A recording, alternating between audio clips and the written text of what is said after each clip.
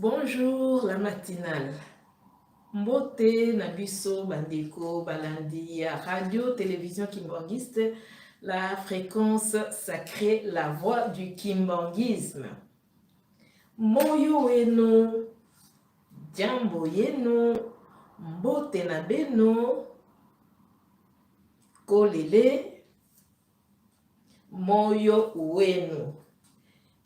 Et oui, nous sommes aujourd'hui le mardi 18 février 2020. Bonjour à vous, fidèles de la radio Kimbanguiste, la chaîne, la fréquence sacrée, la voix du kimbanguisme, la voix de papa Simon Kimbangu. Eh bien, c'est encore moi aujourd'hui, votre servante, maman Violette Louba. Nous venons toujours dans notre tranche matinale. Bonjour la matinale, la chaîne, la fréquence de la voix du kimbanguisme. Nous venons dans cette tranche qui vous réveille le matin et qui vous met en route pour vos différentes activités. Oui, nous allons toujours parler de notre Dieu, Papa Simon Kimbangu, à qui nous rendons grâce maintenant, à qui nous disons merci, cher Papa, lui qui nous a encore donné le souffle de vie ce matin, lui qui a encore permis que nous puissions voir ce beau jour de mardi 18 février 2020. Oui, Papa Simon Kimbangu, nous vous disons grandement merci. Nous vous aimons de tout cœur car vous êtes notre papa très très aimable. Oui, chers fidèles de la radio télévision kimbanguiste, nous disons bonjour à tous nos confrères de la Ratelki. Nous disons bonjour à maman Angèle qui fait la même tranche que nous, la tranche matinale. Bonjour la matinale, maman Angèle, bonjour à vous. Bonjour à maman Dédé qui est la fille de papa Diangenda, touche pas ma fille, maman Dédé. Bonjour à vous et bonjour à toute la famille. Bonjour à papa Joris Bombile qui est ici avec nous à Liège.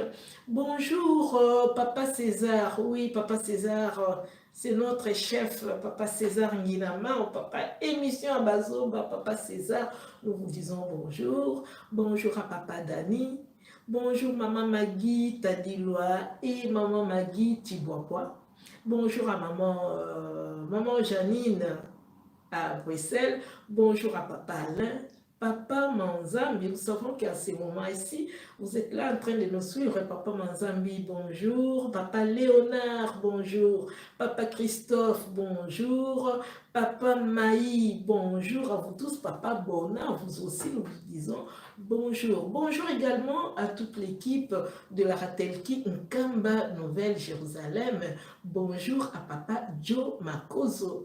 Bonjour à maman Tétis Samba Danae, pardon, maman Tétis. Bonjour également à vous, papa Doris Kimfumu. Oui, papa Doris, vraiment un grand merci pour le travail que vous faites parce que chaque matin, chaque jour, nous avons le message audio de papa Simon Kimbangu grâce à vous, papa Doris. Merci à vous tous, merci à tous les correspondants de la Ratelki, à tous les animateurs, à tous les journalistes de la Ratelki de partout à travers le monde, en Afrique, en Angola, en Afrique du Sud, peu importe où vous vous trouvez, Congo, Brazzaville, nous vous disons bonjour et nous vous souhaitons très très belle matinée ce matin. Voilà, nous disons également joyeux anniversaire à tous ceux qui sont nés un certain 18 février. Chers fidèles kimbanguistes, aujourd'hui nous allons parler d'un thème. Nous allons parler, hier vous nous avez suivis, nous avons parlé de Zaché, notre frère. Hier c'était plutôt Jonas. Pourquoi avons-nous choisi de parler de Jonas hier? Parce que nous voulions parler de l'obéissance et nous avons trouvé que Jonas, c'était quelqu'un à qui Dieu avait confié une mission et il a laissé l'impression de quelqu'un qui avait écouté obéi et qui s'est mis même debout, laissant croire qu'il partait, qu'il répondait réellement à l'appel de Dieu. Mais au final, ce n'était pas ça. C'était pour nous enseigner, nous, kimbanguistes, que nous ne devrions pas nous comporter comme Jonas. Quand Dieu nous donne une mission, quand Dieu nous envoie, quand Papa Simon Kimbangu nous confie une mission, nous envoie quelque part, nous demande de faire quelque chose, nous devons le faire. Nous ne pouvons pas faire comme Jonas, qui n'a même pas négocié, comme Moïse avait négocié, comme Moïse, comme qui d'autre, Abraham et tous les autres. Chacun avait une bonne raison pour dire non, moi je ne suis pas digne, parce que regardez, je ne sais pas parler, parce que regardez, je viens d'une famille très pauvre. Mais lui, il n'a rien dit du tout. Il s'est tué et il s'est mis debout. Mais pour aller où? Non pas là où Dieu l'avait envoyé, mais ailleurs. Et nous avons dit que c'était un mauvais exemple qu'il ne fallait pas suivre, nous, les enfants de Papa Simon Kimbangu.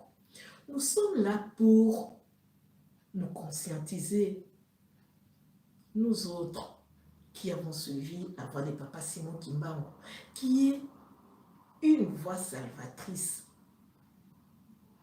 La mission de Papa Simon Kimbangu n'est pas facile, mais en même temps, elle est facile si jamais on se met à respecter ses commandements, ses préceptes, tout ce qu'il nous demande de faire. C'est à ces moments-là que ça devient facile, avec son aide bien sûr. Mais si nous nous mettons à faire le contraire de ce qu'il nous demande, eh bien là, ça va être difficile pour nous. Et nous n'allons pas nous en sortir. Chers frères et sœurs, aujourd'hui encore, moi, votre servante et toute l'équipe de la Ratelki, nous venons chez vous aujourd'hui parler d'un autre thème. Un autre thème qui va nous aider de nous approcher de notre Dieu, de faire sa volonté, de lui obéir, de le respecter. Et pourquoi pas d'attirer son regard vers nous. Parce que les mipeko de Papa Simon Kimbangu ne sont pas faciles. Et cependant, nous ne pouvons que faire des efforts en les respectant, en les mettant en pratique. Et nous pouvons encore aller plus loin, chercher à attirer le regard de notre Dieu vers nous.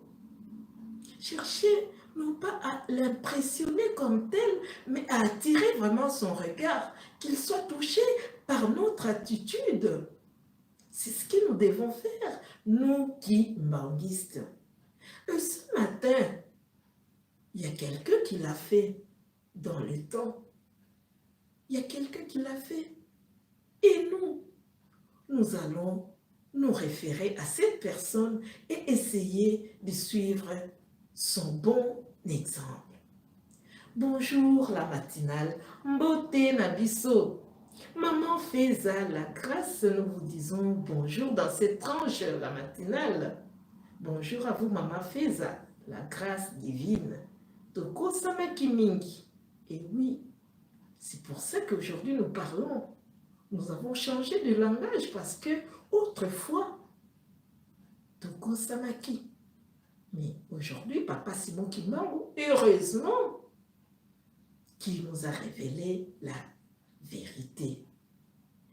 Et oui, chers fidèles de la Ratelki, il y a quelqu'un dans la Bible qui a attiré le regard de Dieu. C'est quelqu'un, c'est de lui que nous allons parler ce matin pour suivre son exemple. Un exemple qui a changé beaucoup de choses. Un exemple qui a transformé sa vie. Un exemple qui a fait profiter même à ses propres ennemis. Papa nous demande de prier même pour nos ennemis, de faire du bien tout autour de nous. C'est ce que nous, kimbanguistes, devons faire parce que nous sommes la lumière de ce monde. C'est nous qui devons apporter la lumière. Comme Papa Dianguinda nous le dit toujours, yo kimbanguiste, ozali mwinda. On doit brandir la lampe. On doit la brandir pour qu'elle puisse éclairer. Et même ceux qui suivent derrière, ils doivent voir à travers notre lampe que nous avons brandi. Yangonde Koulaksanzela. Chers kimbanguistes, papa et maman, ce matin, cette personne qui a attiré le regard des dieux n'est personne d'autre que notre frère bien-aimé Zachée. Zachée a attiré le regard des dieux, mais voyons voir comment il a fait. Nous nous référons toujours au texte biblique, parce que pour nous kimbanguistes, Papa Simon Kimbangu en 1921, il avait sa propre Bible. Et même quand on l'avait arrêté, et quand il s'est séparé de ce corps physique, nous le savons tous, il y a un soldat qui se permet de prendre sa Bible et nous savons ce qui lui était arrivé. Au fait, c'est pour dire que nous, kimbanguistes, nous nous référons toujours au texte biblique. Papa Dianguinda nous l'avait dit, que moi je m'en vais, je n'ai rien à vous laisser, ni or, ni argent, mais je vous laisse la Bible. Tout ce dont vous avez besoin, allez-y voir là-dedans. C'est pour ça que pour ce matin aussi, nous allons prendre notre Bible pour essayer de voir le texte dont il est question. Le texte qui parle de Zachée. Eh bien, je m'en vais prendre ma Bible comme d'habitude. Où est-elle, ma Bible? Oui, elle est là. Nous avons notre Bible ici et nous allons ouvrir dans l'Évangile selon Luc. C'est Luc qui a parlé de Zachée. Je ne vais pas me mettre à lire tous les textes, mais c'est pour nous permettre d'être vraiment à la page, au bon endroit de ce dont nous parlons ce matin. Nous parlons de Luc. Luc, chapitre 19, du 1er au 10e verset. C'est là qu'on nous parle de Zachée. Et qu'est-ce qui est arrivé à Zachée et qui était-il d'abord? On va faire une bref historique de notre frère Zachée. Zachée était un péagiste, un collectionneur d'impôts. Il s'est placé entre deux villes. D'un côté, il y avait les Romains. De l'autre côté, il y avait son peuple. Lui, il travaille pour l'intérêt des Romains au détriment de son peuple. Il leur prenait des sous et il enrichissait les Romains. Il appauvrissait son peuple à lui et il enrichissait les Romains et il s'enrichissait lui-même. Il maltraitait son peuple, Zachée, notre frère. C'est vrai.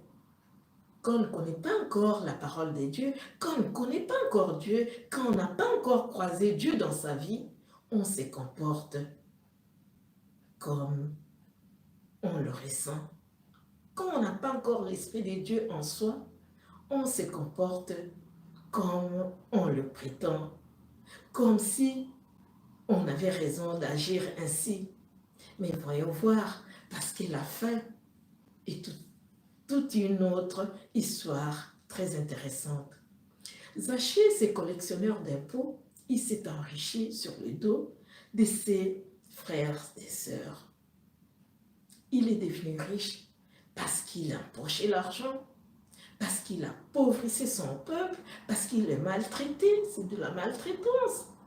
C'est pour ça que son peuple, à lui, ne l'aimait plus. Il le méprisait. Il ne voulait plus s'approcher des Zachée. Il le traitait de tous les mots. Il y en a qui l'appelaient voleur. Il y en a qui l'appelaient de tous les mots. Parce qu'il le méprisait. Il y en a qui le traitaient d'impie. Parce que Zachée ne faisait pas du bien à son peuple. Alors, qu'est-ce qui est arrivé? Un jour, comme nous le savons, Zachée a entendu parler de Jésus-Christ. Et il s'est dit, il faut que je voie moi aussi, c'est Jésus-Christ. Il a eu l'intention de le voir. Mais pourquoi? Jusque-là, on ne sait pas pourquoi. Mais la décision est venue de son cœur d'aller à la rencontre de Jésus. Et bien, Zachée, en venant, il avait oublié une chose. Nous le savons, vous et moi qui nous liste, que Jésus n'avait rien de beau qui pouvait attirer le regard des gens. Il n'avait rien du tout. Rien. Mais Zachée, il ne savait pas ça. Je crois que c'est quelque chose qu'il ignorait. Il venait disant, je vais aller voir Jésus. Mais est-ce qu'il pouvait vraiment l'apercevoir et le reconnaître? On va le découvrir.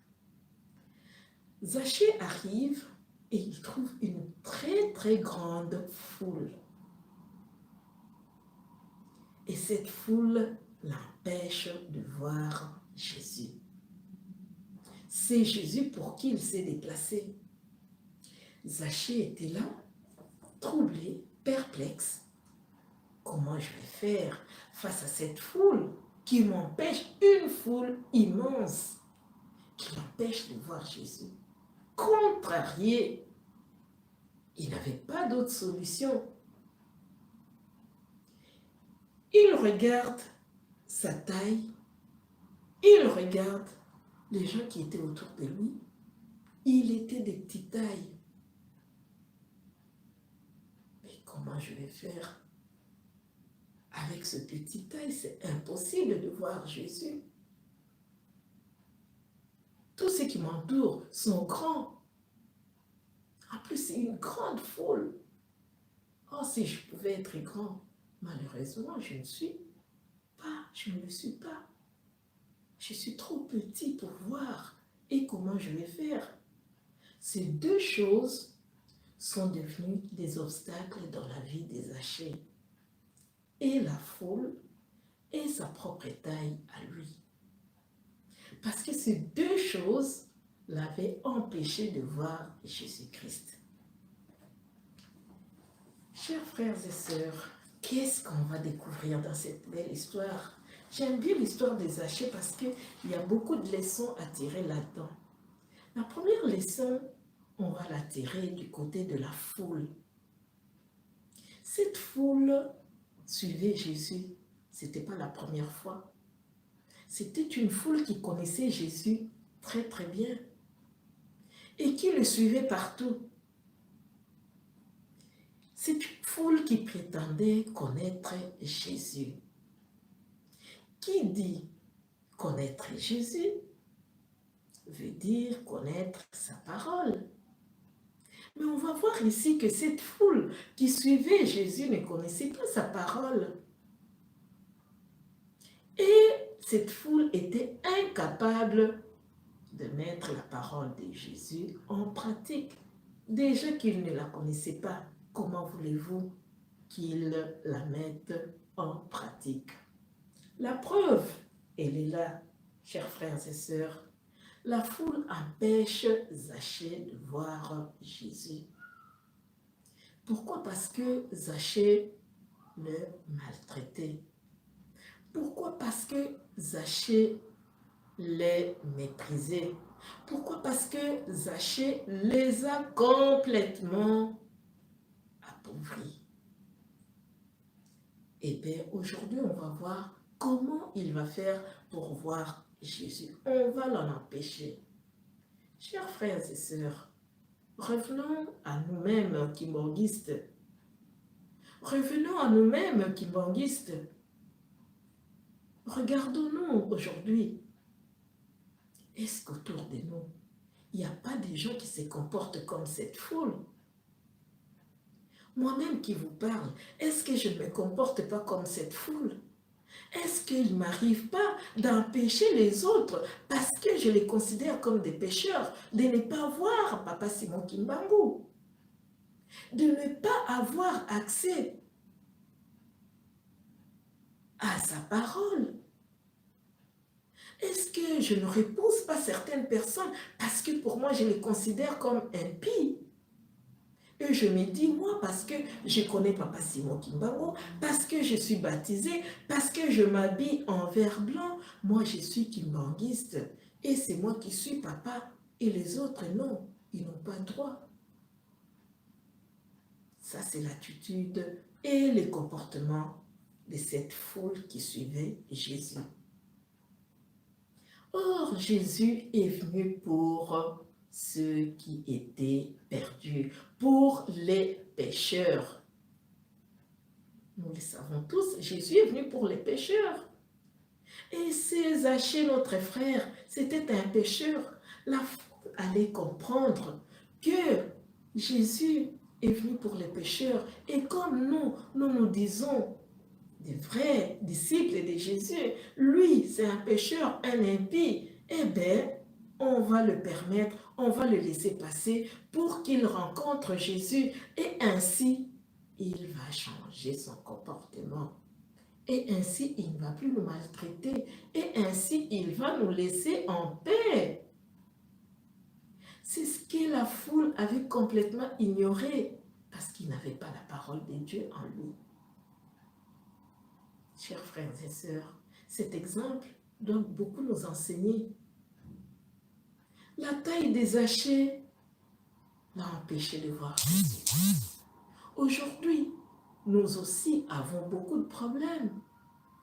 Lui, c'était la taille. Mais toi et moi, nous avons d'autres problèmes qui nous empêchent d'aller vers Dieu, d'attirer son regard vers nous. Parce qu'on s'est dit, moi, avec tel problème, dans cette situation, c'est impossible et je ne peux pas. Or, Dieu nous demande, quelle que soit la situation, la position, le problème que nous savons toujours attirer son regard en faisant le bien. En faisant le bien. Chers frères et sœurs, Zachée ne s'était pas découragé. Papa ne nous a jamais dit de nous décourager. Non, nous devons aller de l'avant. D'ailleurs, papa nous dit chaque fois, c'est la fin des choses qui compte et non pas le commencement.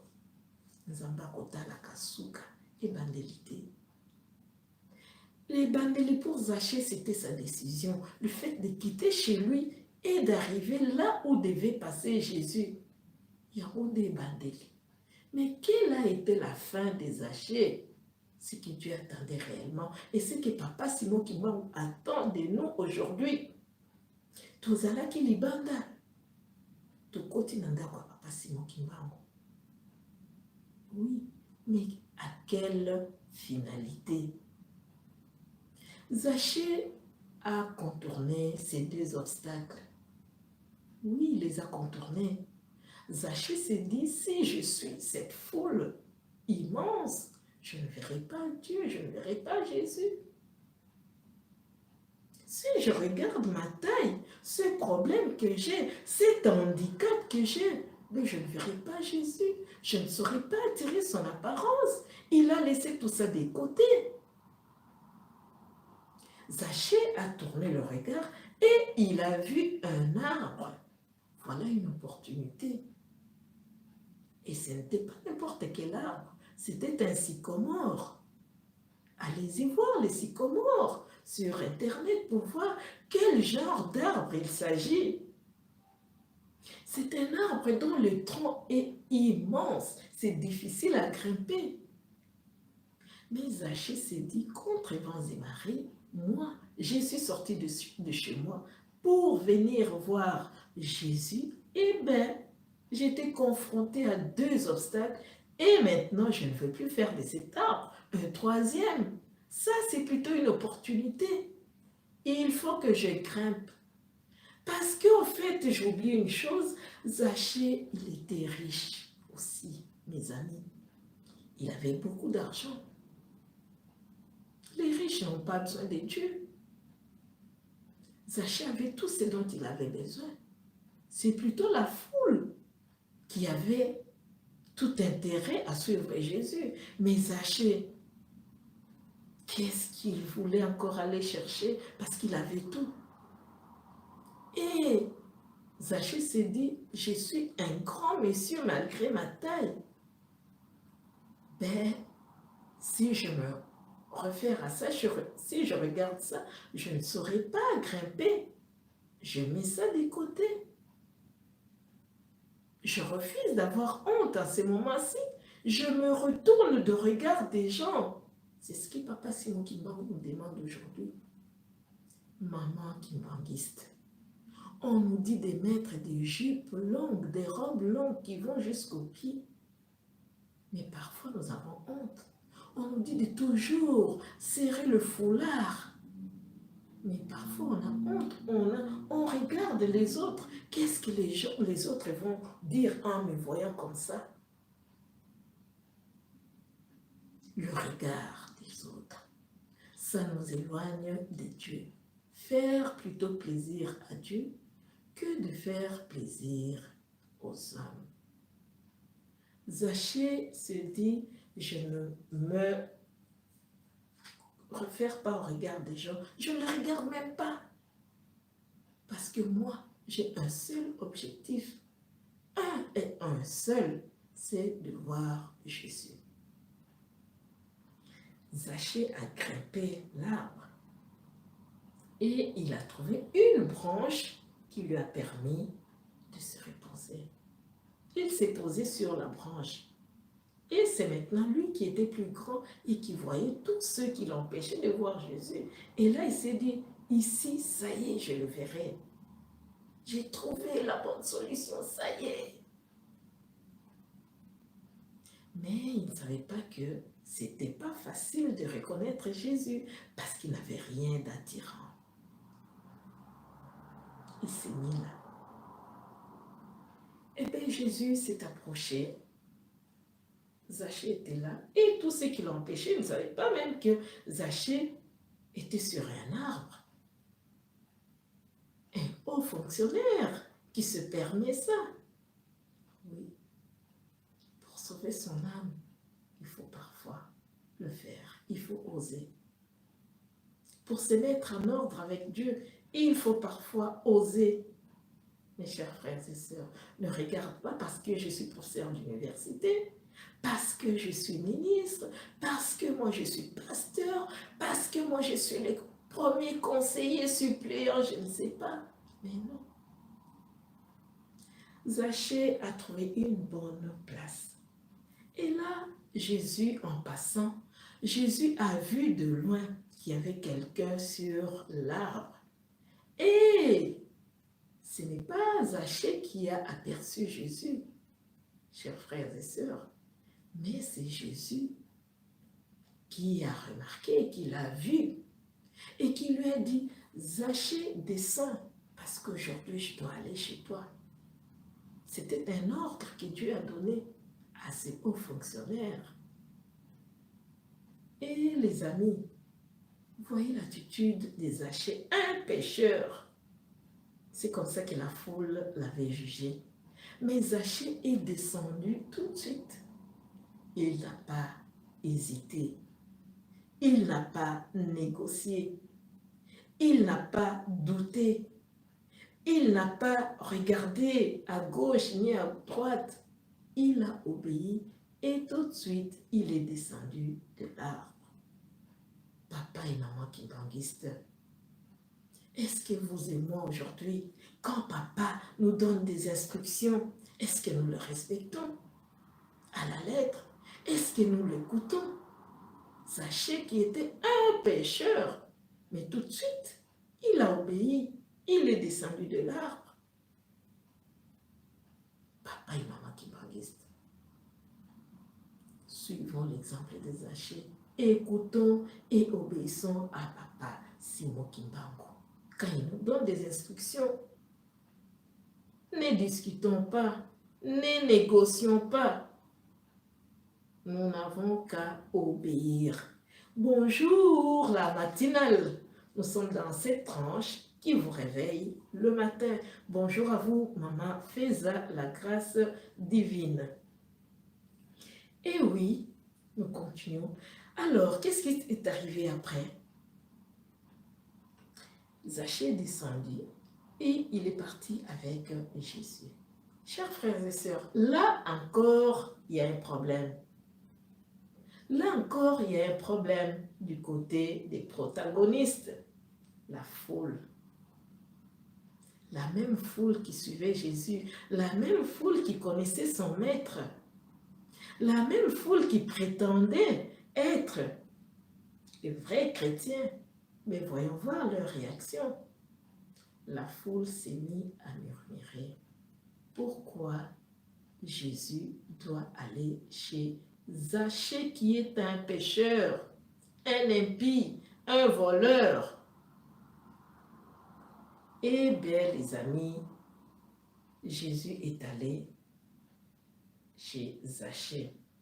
La foule a ignoré que Jésus était venu pour les pécheurs. La foule a ignoré qu'en permettant à Jésus d'aller à la rencontre des Zachée, cela pouvait changer la vie des Zachée, tel que nous le dit la Bible, que eux prétendaient connaître parce qu'ils étaient les disciples de Jésus. Jésus arriva chez Zachée. Il y eut quelque chose d'extraordinaire. Zachée s'est converti. Oui. Zachée s'est converti. Zachée a entendu la parole, la simple phrase que Jésus lui avait dit qu'aujourd'hui, je vais habiter chez toi, a tout bouleversé la vie de Zachée. La conversion.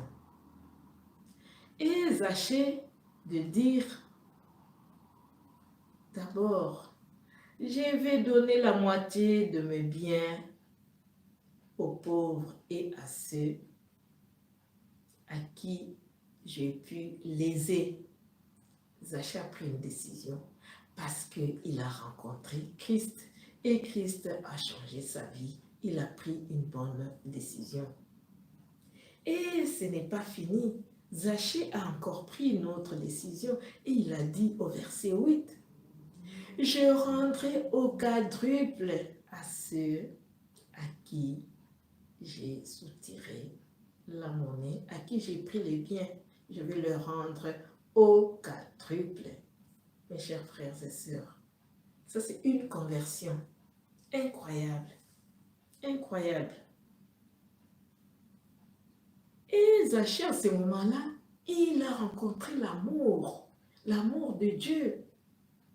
Zachée a rencontré l'amour et il n'a pas voulu garder cet amour pour lui-même. Zachée a pris la bonne décision, une autre, celle de la partager, de partager cet amour avec les autres. C'est ainsi qu'il a pris la décision de partager le bien, de rendre le mal par le bien. Vous voyez ce que Zachée a fait. Quelle démarche positive, intéressante. Zachée a accepté. Zachée a désiré partager ses biens avec ceux à qui il avait lésé. Chers frères et sœurs kimbanguistes, c'est ce que Papa Simon Kimbangu nous demande tous les jours, de rendre le mal par le bien. De faire du bien tout autour de nous, de reconnaître nos torts, nos fautes, et d'améliorer, de changer, comme Zachée l'a fait. Et qu'est-ce qui est arrivé enfin? Jésus lui a dit, aujourd'hui, le salut est entré dans ta demeure. Voyez comment, par une simple décision, la fin Vous voyez la fin de la chose. Zachée en est sorti vainqueur. Et ceux qui l'empêchaient, eux aussi, ont trouvé leur part. Si Zachée n'avait pas vu Jésus, leur souffrance serait continuelle. Zachée continuerait à le maltraiter, à les appauvrir. Mais Zachée a fait de tout son mieux, tout son effort, il a vu Dieu et il a pris la bonne décision. Et c'est la foule qui s'en est réjouie après. Mais pourquoi leur empêcher, Zachée, de ne pas voir Jésus-Christ? Chers frères et sœurs, nous kimbanguistes, qui empêchons les autres de ne pas croiser Papa Simon Kimbango, de ne pas aller en Kamba, de ne pas suivre le message des papas, de ne pas parler de papa parce qu'ils ne sont pas kimbanguistes. Mais non, nous devons les inviter à écouter papa, à aller auprès de papa. Il y en a qui disent même que les pécheurs, ceux-là qui chantent, les autres, je ne sais pas qui, ne peuvent pas aller en Kamba parce qu'ils sont des pécheurs, c'est des personnes souillées, tout ça, et ainsi de suite. Or, papa est venu pour eux. Papa Simon Kimbango le dit chaque fois que mes enfants sont à l'extérieur. Beaucoup. Nous sommes tous les enfants de Papa Simon Kimbango. Ce n'est pas pour rien qu'il a fait 30 ans en prison, c'est pour nous, principalement nous qui avons cette peau. N'empêchons pas les autres, ne soyons pas comme Zachée. Cette foule, ne soyons pas comme cette foule, pardon. C'est une foule qui suivait Jésus de pas en pas.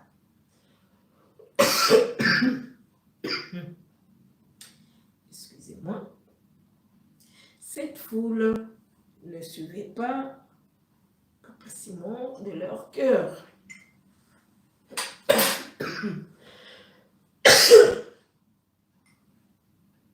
Et oui, nous sommes le matin, permettez-moi de prendre une tasse de café. Cette foule suivait Jésus de pas à pas, mais pas de cœur. Leur cœur était loin de Papa Simon. Leur cœur était loin, comme beaucoup parmi nous aujourd'hui. Nous suivons Papa de pas en pas et non pas de nos cœurs. Suivons-le avec notre cœur. Suivons-le avec notre cœur partout et n'empêchons personne. Suivons l'exemple des Zachée. C'est par là que nous allons clôturer notre tranche de ce matin.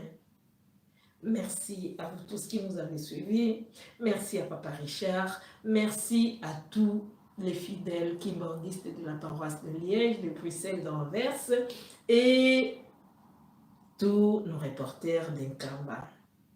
Au revoir et à la prochaine.